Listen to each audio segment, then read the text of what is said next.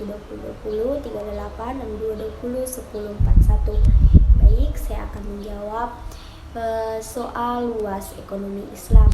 Soal yang pertama yaitu jelaskan konsep produksi dalam ekonomi Islam. Produksi dalam ekonomi Islam merupakan suatu bentuk aktivitas yang dilakukan untuk mewujudkan manfaat atau menambahkannya dengan cara mengeksplorasi sumber-sumber ekonomi yang disediakan oleh Allah Subhanahu wa taala sehingga menjadi maslahat untuk memenuhi kebutuhan manusia. Oleh karenanya, aktivitas produksi hendaknya berorientasi pada kebutuhan masyarakat luas. Yang kedua yaitu jelaskan konsep konsumsi dalam ekonomi Islam.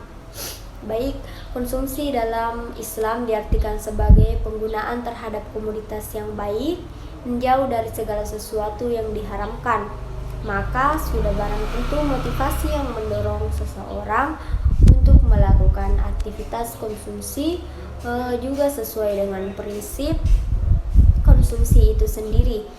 Soal yang ketiga yaitu jelaskan konsep distribusi dalam ekonomi Islam. Distribusi dalam ekonomi Islam mempunyai makna yang lebih luas, mencakup pengaturan kepemilikan, unsur-unsur produksi, dan sumber-sumber kekayaan dalam ekonomi.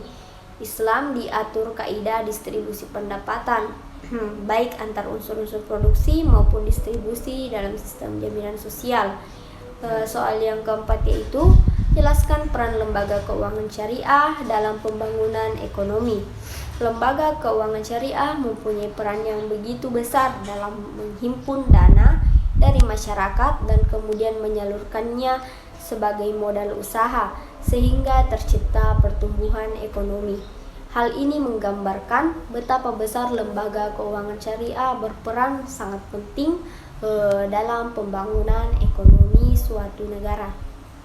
Yang kelima yaitu jelaskan secara singkat mengenai jurnal yang telah diberikan. Baik, menurut saya dari berbagai penjelasan di atas dapat disimpulkan bahwa Timur Quran merupakan salah satu tokoh yang sangat berperan dalam perkembangan pemikiran ekonomi Islam kontemporer lewat mazhab alternatif dan kritis. Quran beserta kolega-koleganya memberikan tawaran alternatif terhadap berbagai hasil pemikiran ekonomi Islam yang telah ada. Pemikiran ekonomi Timur Quran dimulai dengan pendapat bahwa sebagai sebuah doktrin ekonomi Islam adalah doktrin sederhana, hanya memperkenalkan norma-norma Islam, perilaku ekonomi, dan sistem redistribusi.